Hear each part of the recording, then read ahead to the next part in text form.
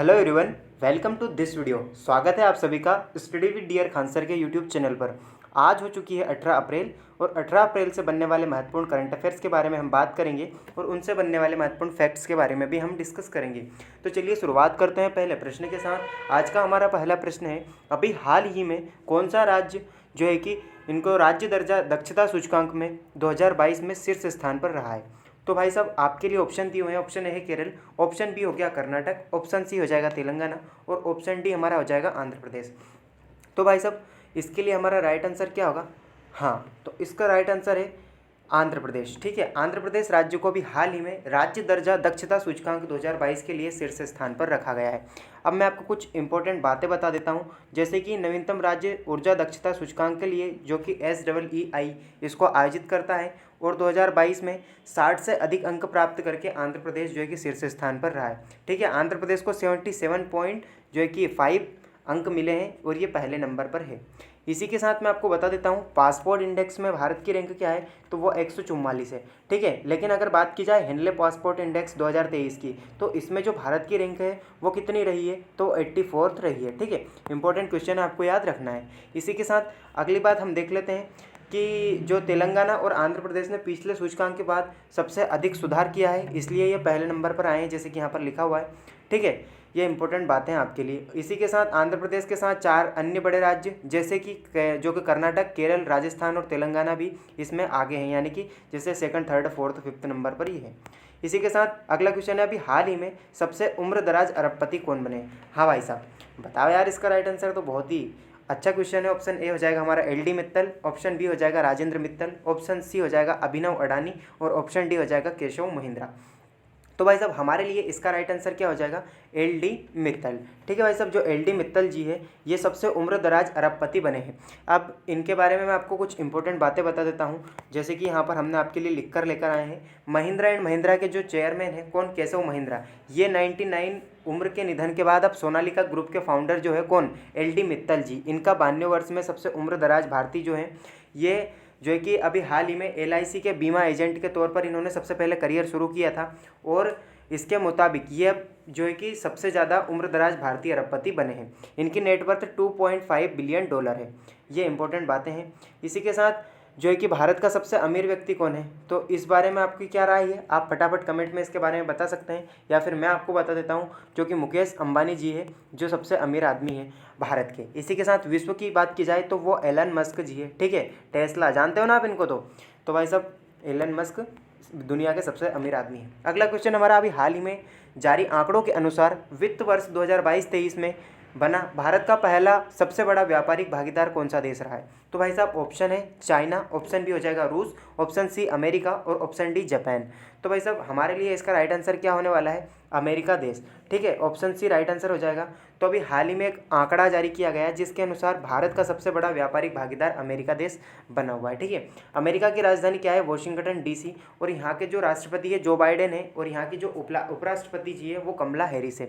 ठीक है, तो अमेरिका ने 22-23 के लिए भारत का सबसे बड़ा व्यापारिक साझेदार बना है, जो कि 128.55 अरब डॉलर का व्यापार इन दोनों के बीच में हुआ है। ठीक है, इसी के साथ वाणिज्य मंत्रालय के अस्थायी आंकड़ों के अनुसार ये द्विपक्षीय व्यापार है जो 2022 के लिए हुआ था, 2022-23 के लिए, और इसमें 7.65% की वृद्धि होकर 128.5 अरब डॉलर ये इसमें वृद्धि हुई है।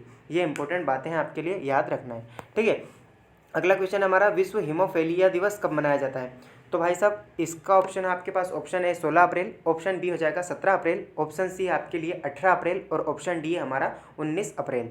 तो भाई साहब हमारे लिए इसका राइट आंसर क्या होने वाला है? 17 अप्रैल, ऑप्शन बी इसका राइट आंसर हो जाएगा।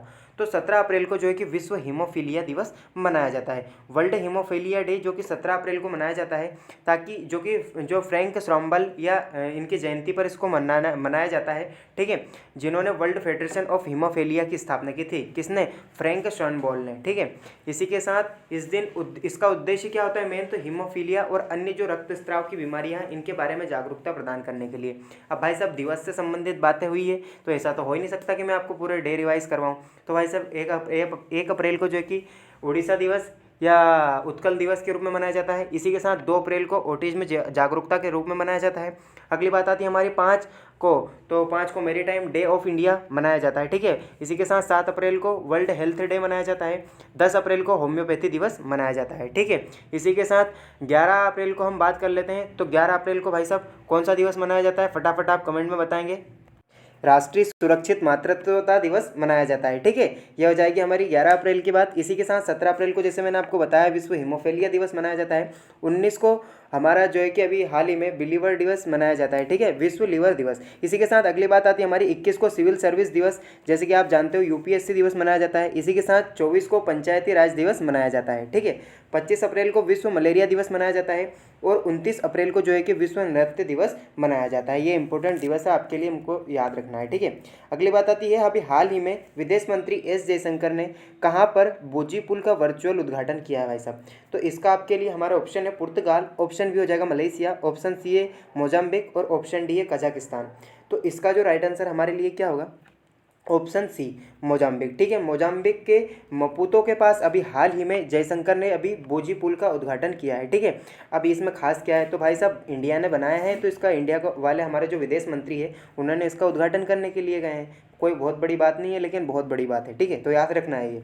अब अगला क्वेश्चन है, अब इससे रिलेटेड कुछ बातें हैं, जैसे कि एस जयशंकर ने 132 किलोमीटर की जो टीका से अभी हाल ही में सोफाला रोड प्रोजेक्ट, ये आपको बिल्कुल भी याद नहीं रखना है, लेकिन इंपॉर्टेंट क्वेश्चन है तो आपको ये जरूर ध्यान रखना है, ठीक है। मोजाम्बिक में हुआ है और एस जयशंकर जी ने इसका उद्घाटन किया है। अगला क्वेश्चन है अभी हाल ही में मिस इंडिया 2023 का खिताब किसने जीता है।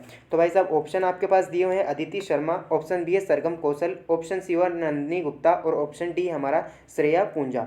तो हमारे लिए इसका राइट आंसर क्या हो जाएगा, नंदिनी गुप्ता, ठीक है। नंदिनी गुप्ता जी है, इन्होंने अभी मिस इंडिया 2023 का खिताब जीता है। अब भाई साहब जो है कि नंदिनी गुप्ता राजस्थान से बिलोंग करती है और अभी हाल ही में जो आयोजन हुआ था महान समारोह फेमिना मिस इंडिया वर्ल्ड 2023 की इनको जीत हासिल की गई है, ठीक है। ये कौन सा संस्करण था, 59वां संस्करण था, ठीक है। इसी के साथ रनर अप रहने वाली दिल्ली की श्रेया पूंजा और दूसरी रनर अप जो मणिपुर की स्टेला लुओंग थी, ठीक है। इसी के साथ मैं आपको बता दूं कि मिस यूनिवर्स बोनी गैब्रियल रही है इस बार की, और जो है कि मिसेज वर्ल्ड सरगम कौशल रही है, जो कि ऑप्शन में भी आपका आंसर था, ठीक है। अब बात कर लेते हैं अगले क्वेश्चन से, हमारा आईपीएल में सबसे तेज 100 विकेट लेने वाले खिलाड़ी कौन बने हैं। तो भाई साहब इसके लिए आपका राइट आंसर, पहली बात तो हम ऑप्शन देख लेते हैं, जैसे कि कगिसो रबाडा, इसी के साथ ऑप्शन बी हो जाएगा मार्क वुड, ऑप्शन सी हमारा सेम करन और ऑप्शन डी है पीयूष चावला। तो भाई साहब इसका हमारा राइट आंसर क्या हो जाएगा, फटाफट कमेंट सेक्शन में इसको आपको राइट आंसर बताना है। तो हमारा इसके लिए राइट आंसर होने वाला है कगिसो रबाडा, ठीक है, ऑप्शन ए इसका राइट आंसर हो जाएगा। अब इससे रिलेटेड बातें मैं आपको बता देता हूँ कि आईपीएल में जो पंजाब किंग्स और गुजरात टाइटंस के बीच अभी आयोजित हुआ था एक मैच, यानी कि चल ही रहे हैं, इसमें कगिसो रबाडा ने अभी 100वां विकेट भारतीय प्रीमियर लीग यानी कि आईपीएल में इन्होंने लिया है, ठीक है। इसी के साथ आईपीएल की बात हुई है तो 2023 का 16वां संस्करण है और टाइटल स्पॉन्सर इसका टाटा रहा है, ठीक है। इसमें कुल 10 टीमें हिस्सा लेगी और जो है कि सैम करन सबसे महंगा बिकने वाला खिलाड़ी है, ठीक है। 16वां संस्करण है, ये आपको इंपॉर्टेंट बात है, आपको याद रखना है, ठीक है। इसी के साथ यहाँ पर बात की गई है 17 अप्रैल से जो हमारे प्रीवियस क्वेश्चंस थे उनका हम रिवीजन कर लेते हैं। जैसे कि हिमाचल प्रदेश दिवस कब मनाया जाता है, तो हिमाचल दिवस कब मनाया जाता है भाई साहब, 15 अप्रैल हमारा राइट आंसर हो जाएगा ऑप्शन सी। इसी के साथ दुनिया में सबसे आपराधिक देशों में रैंकिंग में भारत के स्थान क्या रहा है, तो 77, ऑप्शन बी हमारा राइट आंसर था। हाल ही में आई रिपोर्ट के अनुसार भारत में रोजगार दर मार्च तिमाही में बढ़कर कितना परसेंट हो गई है, तो भाई साहब ये कितना परसेंट बढ़ी है, 36.9% इसका राइट आंसर था। हमारा अगला क्वेश्चन है पहली बौद्ध सम्मेलन भारत में कहाँ पर आयोजन किया जा रहा है इसका, तो भाई साहब इसका जो राइट आंसर हमारा ऑप्शन ए हो जाएगा नई दिल्ली, ठीक है, नई दिल्ली में इसका आयोजन किया गया है। विश्व कला दिवस कब मनाया जाता है, तो 15 दिवस को ही कला दिवस मनाया जाता है, इसका राइट आंसर ऑप्शन बी हो जाएगा।